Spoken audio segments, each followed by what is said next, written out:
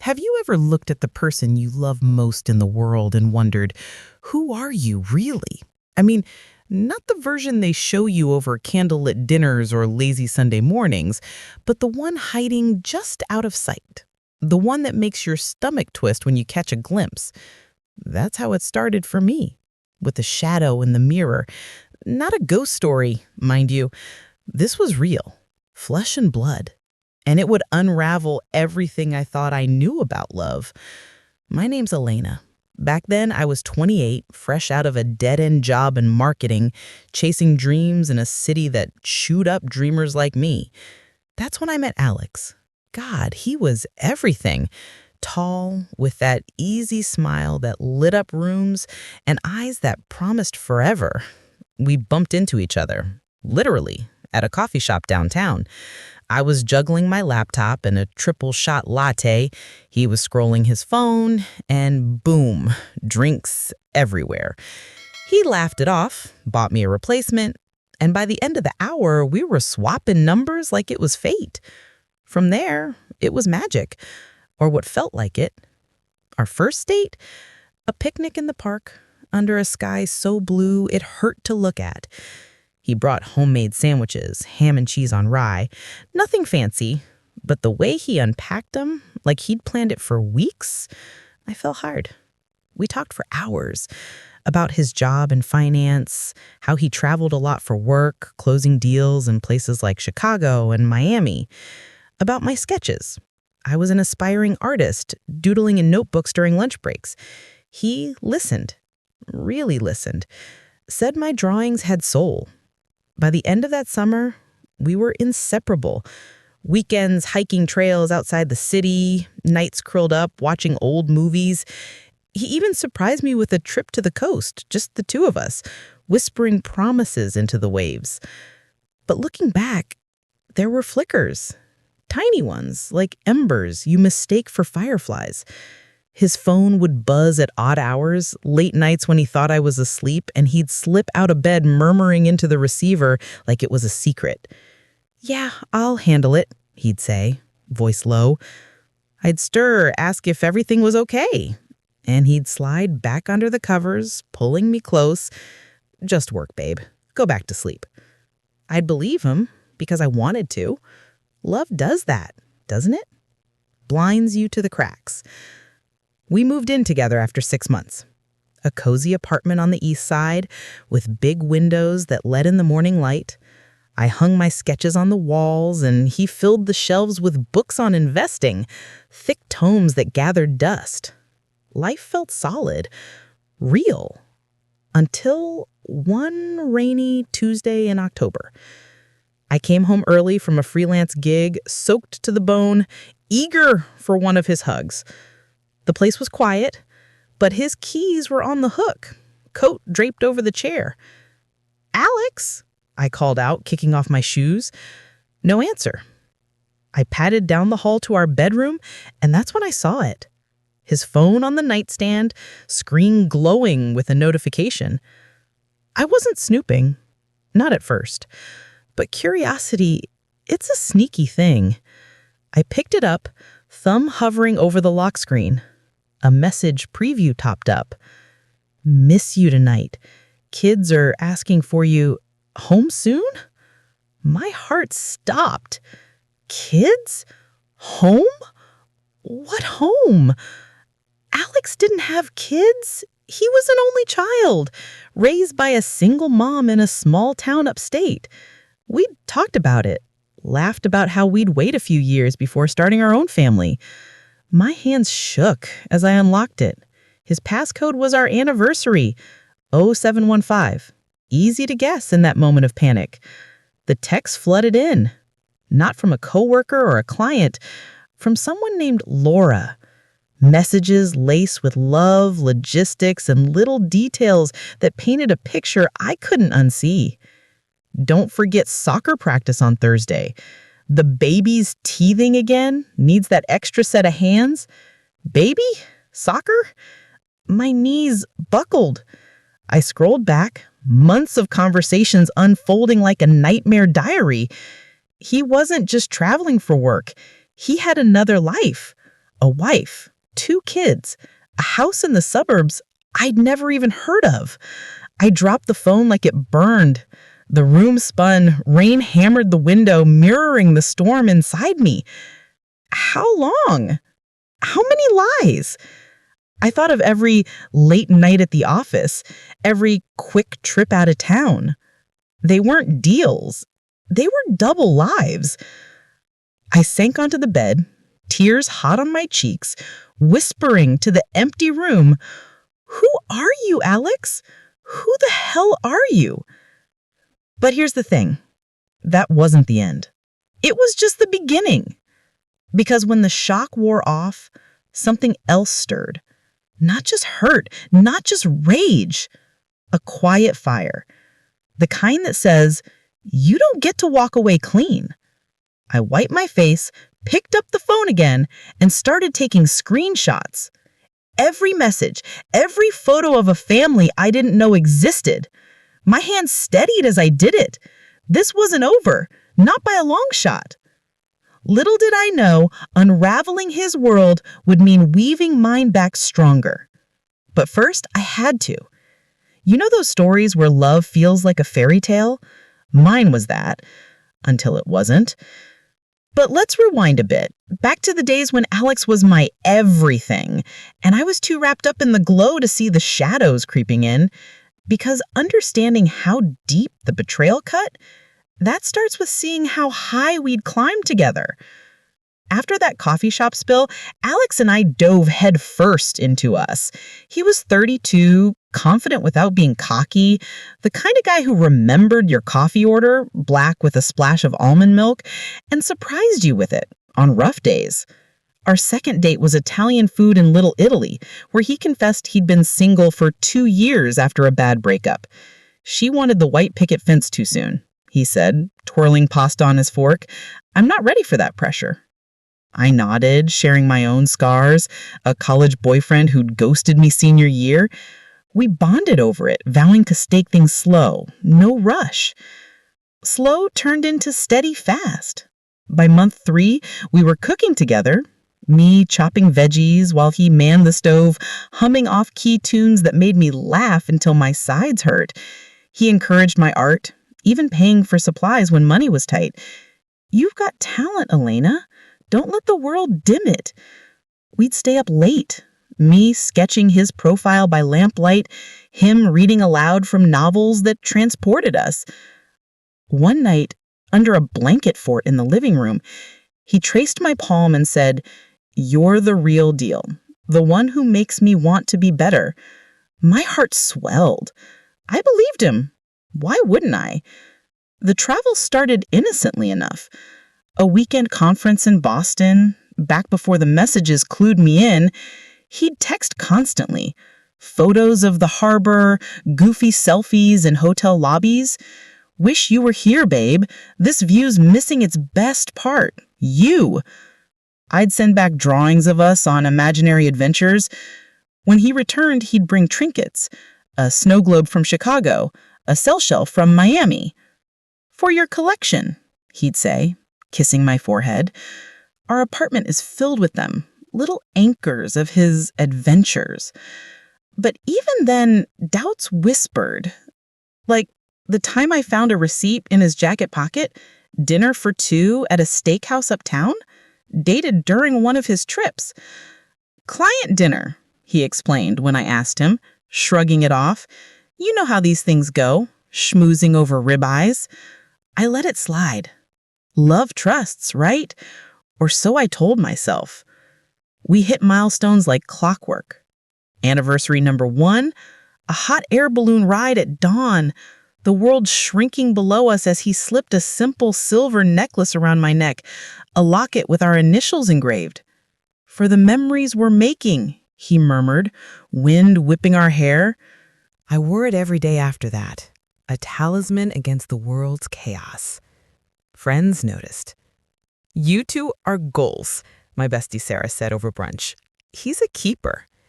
I beamed, hiding the flicker of unease when his phone lit up mid-conversation, another late-night buzz silenced with a quick swipe. By month 6, talks of the future turned serious. Someday, a place of our own, he'd say, scrolling real estate apps on lazy evenings. Big windows for your studio, a yard for whatever comes next. Kids weren't mentioned outright, but the implication hummed sleet in the air. I pictured it, us, building a life unmarred by past hurts. That's when I pushed for moving in. "Let's make it real," I said one night, curled against him. He hesitated just a beat, but then grinned. "Hell yes, let's do this." Packing was chaos and joy. Boxes of my art supplies mingled with his suits. We laughed over takeout as we unpacked, christening the space with a bottle of cheap wine. That first night in our bed, sheets still smelling of newness, he held me tight. "This is home now, Elena. You and me against the world." I drifted off, believing it, the locket cool against my skin. But home has hidden corners, doesn't it? Ones where secrets fester. I didn't see it then, but those travels, they weren't escapes. They were returns. To a wife who waited with open arms, kids who called him daddy, a life parallel to ours, stitched together with lies so seamless I never felt the seams. The rain on Tuesday washed away the illusion. As I sat there, phone in hand, the perfect facade cracked wide open. But cracking it was only step one. Step two? Facing the woman in the mirror, the one who'd been played for a fool. And step three? Turning that fool into a force. What would you do if the man you loved was living two truths and yours was the lie? I'd soon find out.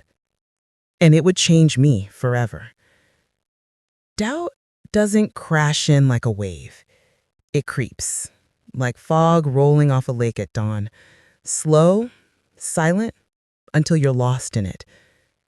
After we moved in, that's how it felt with Alex. Little whispers at first, easy to brush off. But they piled up, each one heavier than the last, until I couldn't ignore the weight. It started small. His schedule, for one. Finance jobs are demanding, sure, but Alex's felt erratic. A meeting that ran till midnight, leaving him stumbling in with takeout bags and excuses. Client from out of town. Couldn't say no to closing the deal. I'd nod, reheating leftovers while he showered, but the knot in my gut tightened. Why did those nights always end with him crashing early, phone face down on the charger? No good night text from me that night. He was exhausted. Then the gifts. Not the sweet ones, like the locket. These were random. Perfume that wasn't my scent, tucked in a drawer like an afterthought. "Bought it on impulse during my layover," he'd say when I found it. "Thought it might suit you." It didn't. Too floral, too bold for my taste. I smiled, set it aside, but the question lingered. For whom, then? Sarah noticed, too, of her coffee one crisp fall afternoon. We were at our usual spot, leaves swirling outside the window. "He seems distracted lately," she said, stirring her latte. "Like his mind's elsewhere." I laughed it off. "Just work stress. Big project in Miami next week." But her eyes held mine a second too long. "You deserve someone all in, Elena, not half here." Her words stuck, a splinter under my skin. That Miami trip was the splinter's twist. He left Friday morning, promising calls every night. The first came, voice warm, background noise of waves, hotels right on the beach, wish you could feel this breeze. I sketched him there, palm trees framing his smile. But Saturday?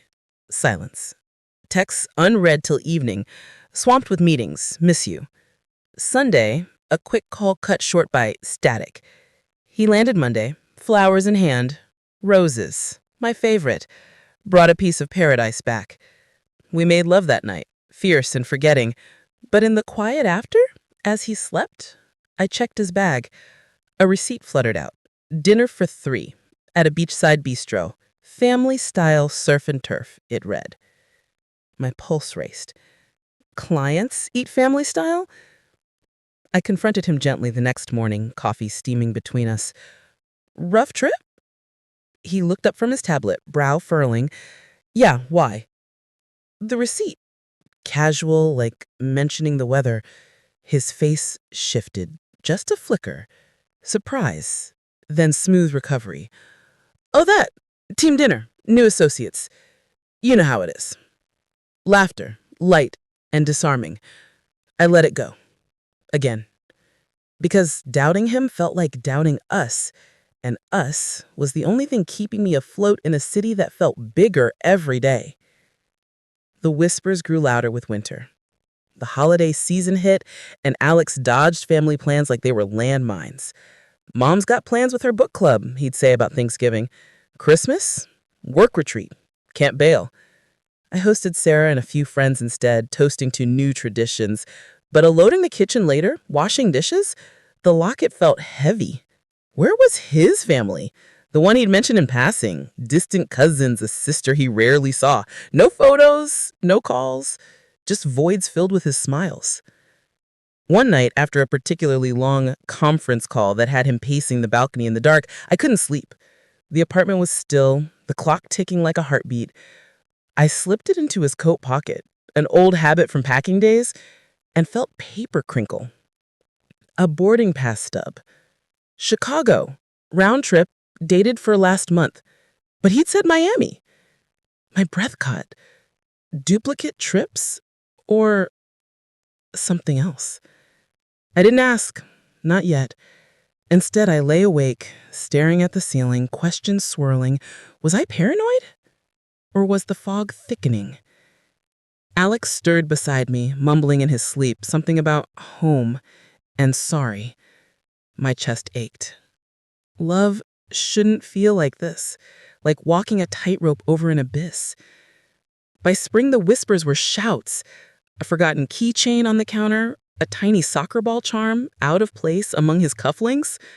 Gift from a client, he quipped when I held it up. I nodded, but the fog had me now. Blinded, but not death. I started paying attention. Not snooping, watching. His patterns. The way his eyes darted when certain names popped up on his screen. Laura. I'd seen it once, dismissed by a colleague. Now it echoed. That rainy Tuesday, when the phone betrayed him, it wasn't a crash. It was the fog lifting, cold and clear. Kids are asking for him. A wife missing her husband. My world tilted. But in that tilt, clarity came. The doubts weren't madness. They were maps to his double life. What hurts more, I wondered as tears fell, the lies you'd suspected or the ones that blindside you? For me, it was both. And they fueled the fire I'd need to burn it all down. Or rebuild from the ashes. But rebuilding starts with truth. And mine was buried deep. Time to dig. Truth has a way of hitting you, not with a bang, but a slow unraveling, thread by thread until the whole tapestry falls apart in your hands. That Tuesday afternoon, as rain lashed the windows like accusatory fingers, I unraveled Alex's world. And in doing so, mine shattered into 1,000 jagged pieces. Pieces I'd have to pick up, one bloody sliver at a time. I sat on the edge of our bed. His bed. Her bed. A stage for his deceptions, and scrolled through that phone like a woman possessed. Not out of spite. Not yet. Out of necessity. The need to know how far the lies stretched. The messages with Laura weren't flirtations or one-offs. They were a chronicle. A second life, documented in pixels. Can't wait for you to be home tonight, she'd written 3 weeks ago, heart emoji trailing. His reply, me too. Kids' bedtime stories are on me. Love you. Love you. The words I'd heard him whisper to me 100 times, now recycled for her. My throat closed. I kept scrolling. Photos loaded. Him at a backyard barbecue, apron on, flipping burgers for a boy of maybe 6, gap-toothed grin wide. A toddler girl on his shoulders, chubby fist in his hair. And Laura, blonde, warm-eyed. Nothing like me, but beautiful in that lived-in way. Family portraits timestamped during his Chicago trips. Smiles that mocked mine. Emails next. Shared calendars, grocery lists, school newsletters. Don't forget Tommy's parent-teacher conference on Thursday. I'll cover dinner after. Thursday. The night he'd come home with lipstick on his collar, faint pink, blamed on a hug from a tipsy coworker. I dry heaved into the trash bin, the room spinning. How many Thursdays? How many hugs? Deeper in, bank statements via an app, transfers to a joint account I didn't know existed. Mortgage payments on a house in Oakwood, a suburb 20 miles out, the one with the white picket fence he joked about avoiding. I Googled the address on a whim and Zillow popped up a listing from 2 years back. 4 bedrooms, updated kitchen, perfect for growing families. Sold to A and L Hargrove. His last name, not the one he'd given me, Ramirez, was a nod to his distant heritage. Another lie, thin as paper. Hours blurred. Rain turned to dusk, the apartment growing cold and dim. I didn't move. Couldn't. Questions pummeled me like fists. When did it start? Was I the side piece or her? The timeline pieced together. He'd met Laura in college, married young, kid soon after. Then 5 years in, work stress led to separations. That's when I entered, the shiny distraction in the city. Weekend escapes to our apartment while weekdays belonged to them. A double life, balanced on my ignorance. I thought of our balloon ride, his arms around me as the earth fell away. Lies, all of it. The locket burned against my chest. I yanked it off, hurling it across the room. It clattered against the wall, a tiny betrayal echoing back. Anger surged then, hot and unfamiliar. Not the quiet simmer of doubts, but a roar. How dare he? How dare he build me up only to let me crash? But under the anger, a chasm of hurt. I'd given him everything, my trust, my dreams, my heart laid bare in sketches and shared silences, and he'd taken it, twisted it into props for his play. I curled into a ball, sobs racking me until my ribs ached. Why? I whispered to the empty room. Why wasn't I enough? The phone buzzed, a text from him. Running late. Love you. Home soon. Love you. I laughed, bitter and broken. The irony twisted the knife. By nightfall, the tears dried to salt tracks. I stood, legs shaky, and faced the mirror. My reflection stared back, eyes red-rimmed, hair wild. Not the polished Alana he'd wooed, the real one.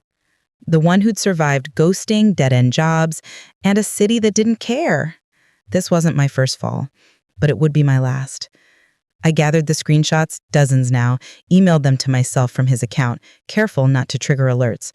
Then I deleted the history, set the phone down exactly as I'd found it. He came home an hour later, whistling, takeout bag swinging.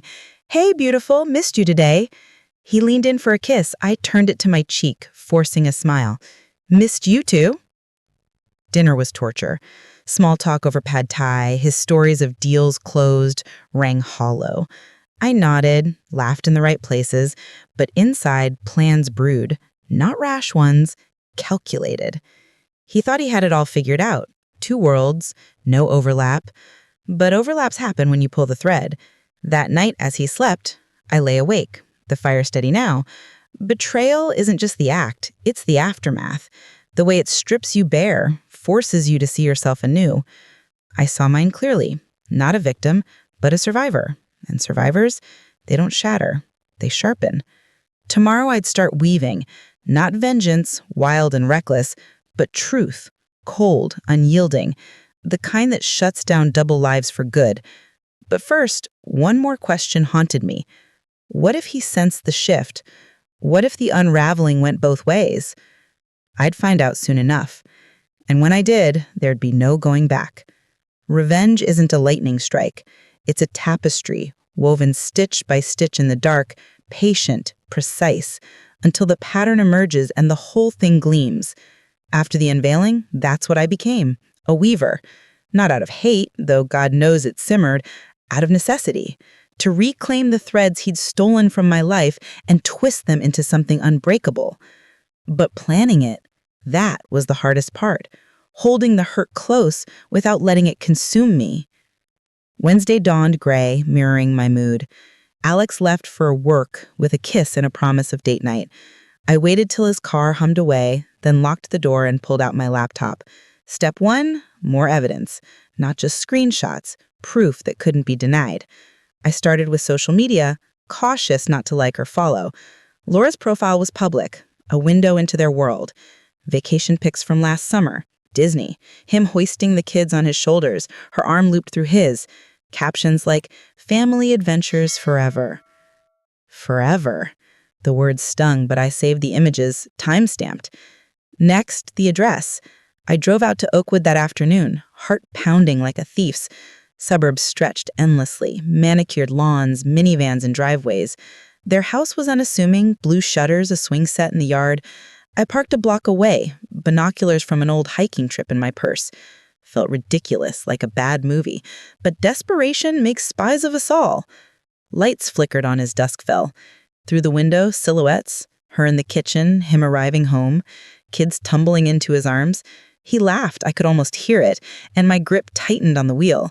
That laugh, once mine, now theirs. I snapped the photos from afar, license plates, the family sedan with the kids' booster seat visible, enough to link worlds. Back home, I organized it all in a hidden folder, timelines, maps, even flight records pulled from public sites. Patterns emerged. His trips aligned perfectly with their family events. No coincidences, just calculated absences. But evidence alone isn't revenge, it's ammunition. Step 2, emotional armor. I called Sarah that night, voice steady as I spilled it all over wine at her place. He's married, kids, the works. Her jaw dropped, then fury flashed. That bastard! We expose him now! I shook my head. Not yet. I need it airtight. And I need to understand why. Why me? Why us? Sarah hugged me tight. Because he's weak, Elena, not because you're lacking. Her words were a lifeline. For the first time, the hurt felt shared, not solitary. Step 3, the confrontation timeline. Rash would ruin it, him spinning more lies, me crumbling. No, I'd wait for his next trip, give him rope to hang himself. In the meantime, play the part, loving girlfriend, oblivious. It twisted my gut smiling over breakfast, planning our future while plotting its end. But acting saved me. Each feigned laugh was a brick in my wall. Doubts crept in, though. Late nights, I'd stare at the ceiling, wondering, am I becoming him? Weaving lies of my own? The moral tug pulled hard. Revenge is justice or just poison. But then I'd remember the locket, the receipts, the love yous doled out like candy. No, this was reclamation. His double life had dimmed mine. Mine would illuminate his shadows.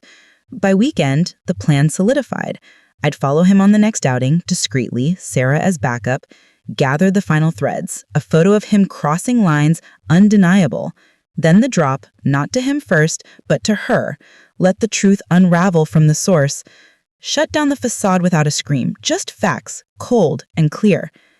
Alex sensed nothing. Friday he packed for Chicago, again, kissing me goodbye. 2 days, babe, then it's you and me, movie marathon. I smiled, waving from the door. Can't wait. As his taillights faded, I texted Sarah. It's on! The fire burns steadily now. Not wild, woven tight. But plans have pivots. Saturday morning, my phone buzzed. Not Alex, but an unknown number. A text. I know what you're doing. Stop or it gets worse. My blood froze. Who? How? The weaving just got complicated. And dangerous. What if the double life wasn't just his? What secrets was I about to pull that could tangle me too? Tension is a living thing, coiling in your chest, tightening with every breath, until one wrong move snaps it all. As my plan took shape, that's how it felt. Threads pulling taut, ready to fray or hold. And in those days before the climax, the close calls came fast, cracking the air between what was and what would be. Saturday, after that chilling text, I know what you're doing. Stop or it gets worse. I froze in the kitchen, coffee mug halfway to my lips. Unknown number, no profile. Paranoia or real? I blocked it, hands trembling, but the words lingered like smoke. Who knew? Laura? A friend? He? Testing waters? I shook it off, focused on the drive to Oakwood. Sarah met me at a gas station lot, her car idling, like a getaway vehicle. You sure about this? She asked, eyes scanning the rear view. I nodded, throat dry. No turning back. We tailed his Chicago route, not north to the airport, but east to the suburbs. Heart in my throat, I gripped the wheel as his sedan turned into their driveway. Through the windshield, the scene unfolded. Door opening, kids barreling out, Tommy with a soccer ball, the little girl clutching a stuffed bear. Alex scooped them up, spinning them in circles, and laughter carried on the wind.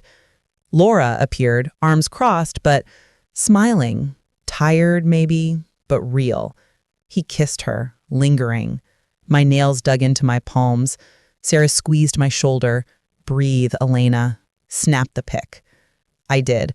Zoom lens catching the family hug. Timestamp perfect. Proof of overlap. But as I lowered the camera, movement caught my eye. A neighbor across the street, clipping hedges, glancing our way too long. We peeled out slowly, hearts racing. "Think he saw?" Sarah whispered. "Doesn't matter. We got it." Back home, I uploaded the shot, the folder now ironclad. But the text gnawed. That night, sleep evaded me. What worse could there be? Sunday brought the first crack. Alex called early, voice casual. "Change of plans, babe." The deal fell through. Home by lunch. Panic spiked. If he was back early, my tail was blown. No, he'd never mentioned Oakwood to me. Still, I scrambled, deleting maps from my phone, hiding the folder in cloud depths. He walked in at noon, arms full of groceries. "Surprise brunch!" and pulled me into a hug. I stiffened, then melted into the act. "Missed you," I murmured, inhaling his cologne. Familiar. False. Over eggs and toast, he chatted about the trip, fabricated meetings, and a funny client story. I nodded, laughing, but my mind raced. Did he suspect? His eyes met mine across the table, holding a beat too long. "You okay? Seem distant." My pulse thundered. "Just tired. Freelance deadlines." He bought it, or pretended to, leaning in for a kiss that tasted like guilt. That afternoon, as he napped, I slipped out for a walk. Needed air, space to think. The park bench felt like a confession. I texted Sarah, "Close call. He's on to something." Her reply, "Stay sharp. One more thread." Monday tested that sharpness. At my coffee shop gig, a woman approached me, mid-30s, sharp bob, eyes like daggers. "Elena, right? Alex's friend?" My blood iced. "Laura? No. Too severe, no warmth." "Who are you?" I managed, voice steady. She slid a card across the counter. "Private investigator. Your boyfriend hired me. Thinks you're cheating." Laughter bubbled, shocked and sharp. "Me? That's rich." She shrugged. "People project, but if you know something, call." She left, card burning in my pocket. The irony hit like a slap. He, architect of deceit, spying on me? Fury boiled, but clarity followed. The text was his doing, a bluff to throw me off. It fueled me. That night I wove faster. Researched divorce laws online, quietly, incognito, not for me, but for her. How to serve truth without courts, without mess. An anonymous package, photos, timelines, messages. Let her unravel him. But cracks widened. Tuesday, Alex came home tense, pacing. "Rough day," he said, pouring scotch. I watched from the couch, sketching absently, a tangled web, threads snapping. "Want to talk?" He shook his head, sitting beside me. "Just hold me." Vulnerability cracked his mask, eyes pleading. For a moment, pity stirred. The man I'd loved buried under lies. I held him, whispering comforts, but inside, resolute hardened. Pity doesn't pardon betrayal. Wednesday, the final close call. His phone buzzed during dinner, a call, not a text. He stepped away, voice low. "Yeah, it's fine. She's clueless." She. Me. My fork clattered. He returned with apologetic smile. "Work."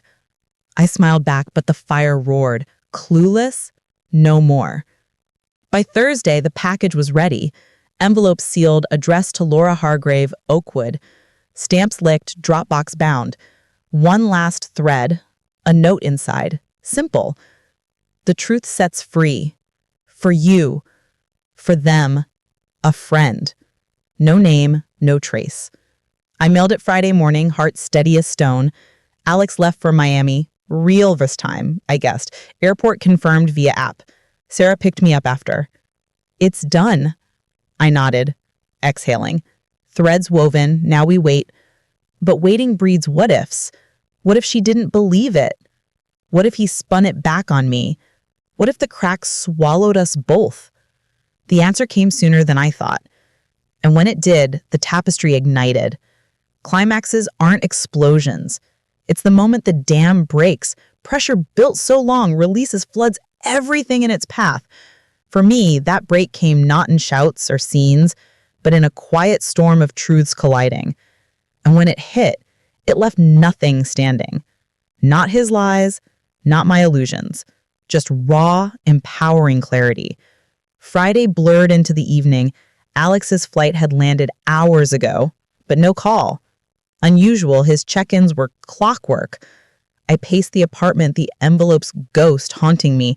Had Laura received it, opened it? The what-ifs circled like vultures. Sarah texted, "Radio silence? Stay safe." I replied, "Will do," but safety felt distant. A word for other people. Then my phone rang, unknown, local. I answered, voice cautious. "Hello?" Static breath. Then a woman's voice edged with tears. "Is this Elena?" My stomach dropped. "Laura?" "Yes. How did you—" She cut in, words tumbling. "I got your package, the photos, everything. God, Elena, I don't know where to start." Sobs cracked through. I sank onto the couch, world narrowing to her voice. "I'm so sorry," I whispered. "I didn't want to hurt you. Just end it." She laughed, bitter. Hurt? Tried, destroyed. 5 years of wondering, and now? Proof. Details spilled. Her suspicions, his gaslighting, late nights excuses. I hired someone once, but he came up clean. Until you. Gratitude laced her pain. The kids. Tommy asked why Daddy's sad lately. How do I tell them? My chest ached. For her, for them, for the innocents caught in crossfire. You don't. Not yet. Just know you're not alone. We talked for an hour, strangers bound by betrayal. She described their life, the house, the routines, the love frayed but clinging. "He promised me forever," she said softly, "but forever's a lie." Echoes of my own heart. By the call's end, a pact formed. "Confront him together?" she asked. I hesitated. Risky, messy, but unity felt right. Tomorrow, neutral ground, the coffee shop where it started for me. Agreement sealed. Click. Sleep was fitful, dreams tangled in threads, snapping, reforming. Morning came harshly, the sun mocking the storm inside. I dressed simply, jeans, blouse, hair tied back. No armor, just me. Alex texted at 10. "Home early? Dinner out?" I typed back. "Meet at the shop first, 1 p.m. Important." Dots danced, then, "Everything okay? See you there." The shop buzzed, baristas calling orders, steam hissing. I claimed our old corner table, heart hammering.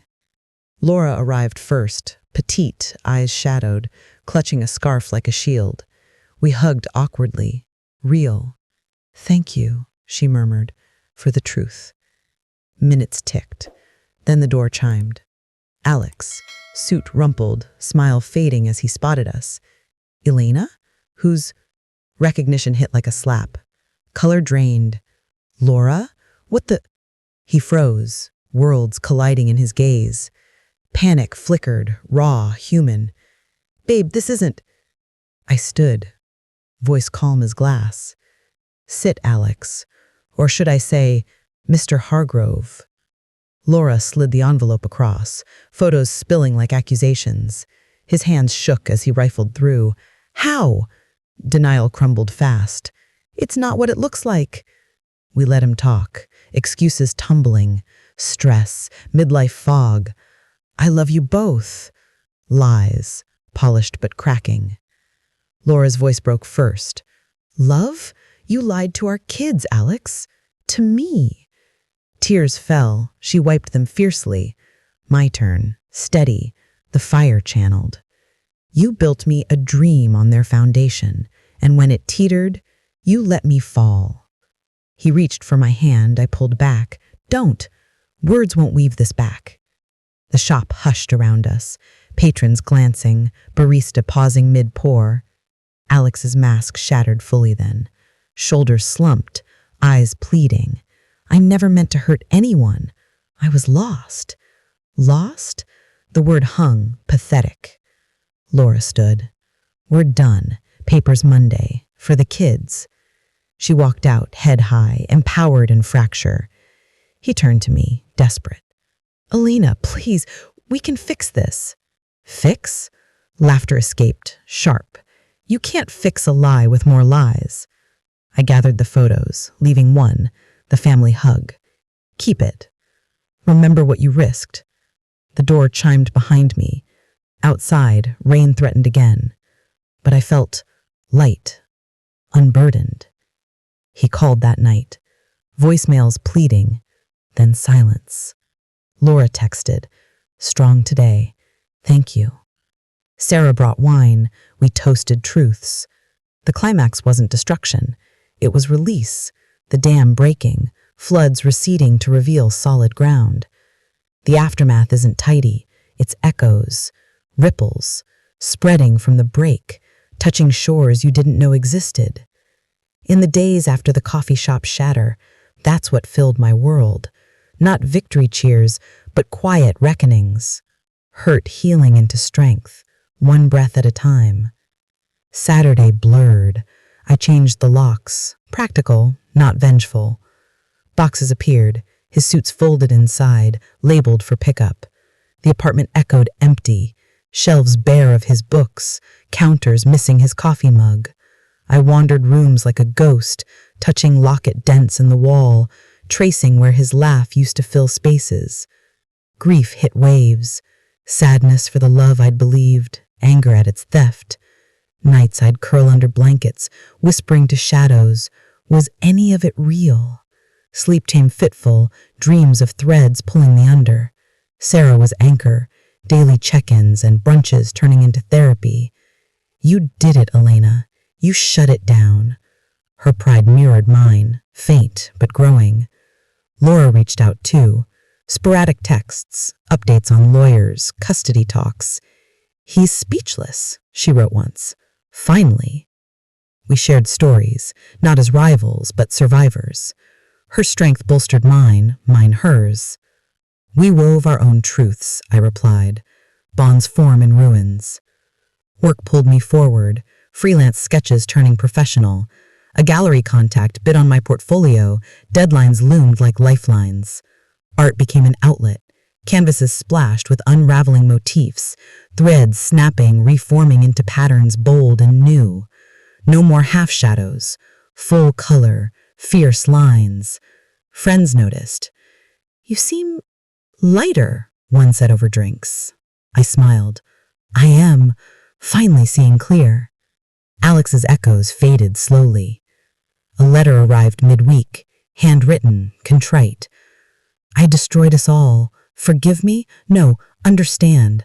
I was scared of losing everything, so I clung to nothing. Words ached, but didn't sway. I burned it in the sink, flame dancing like my fire had. No response. Silence was my reply. By week's end, the apartment transformed.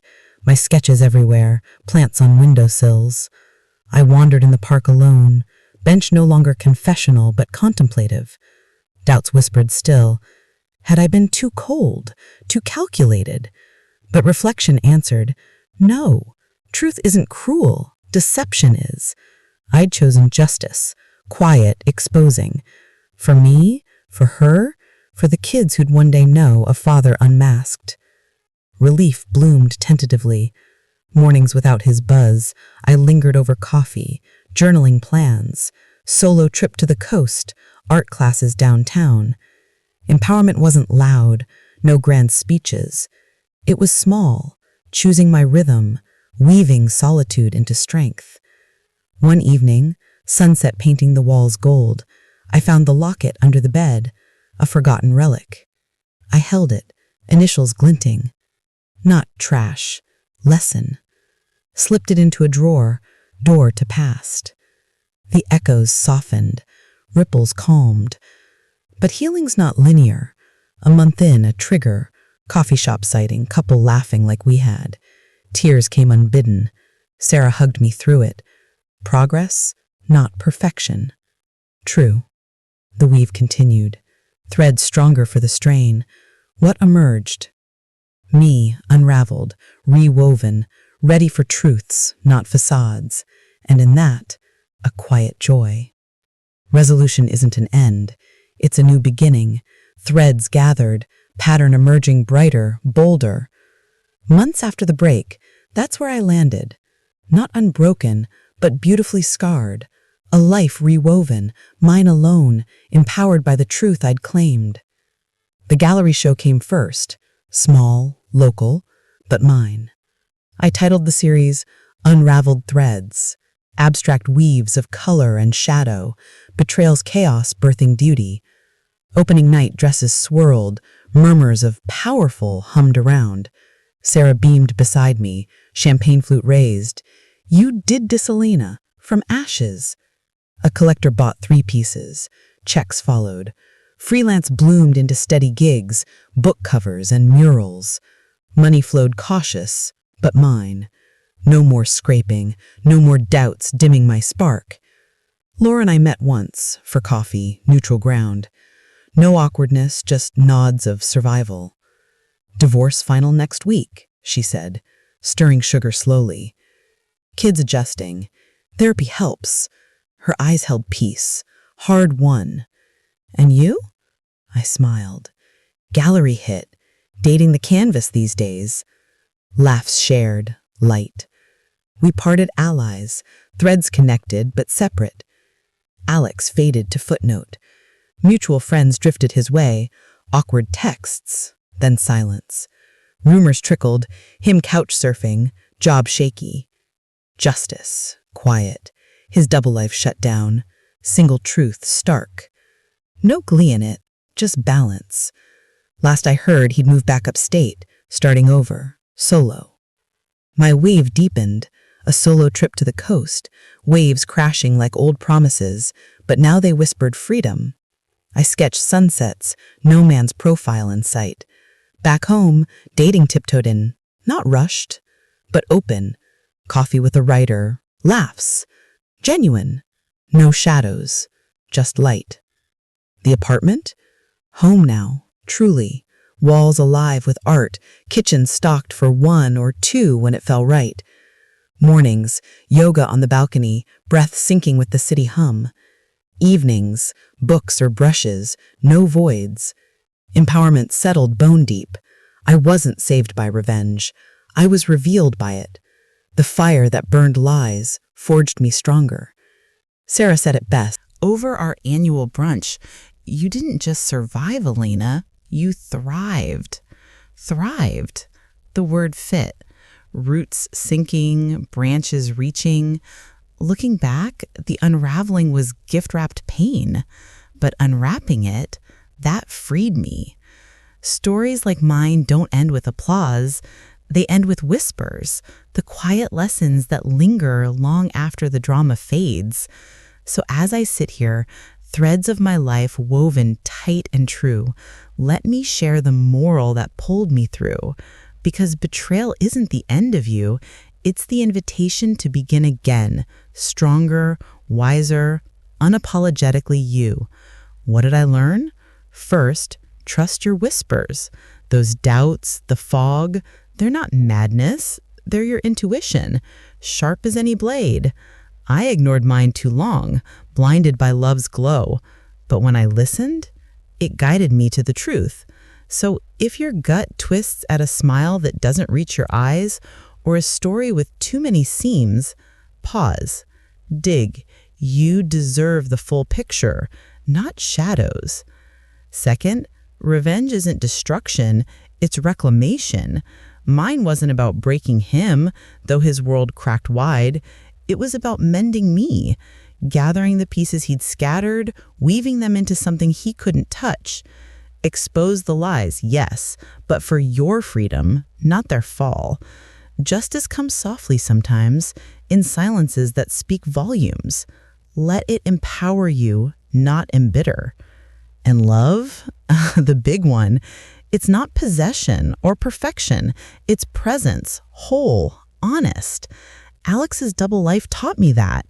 I chased a forever built on sand. Now I build on stone.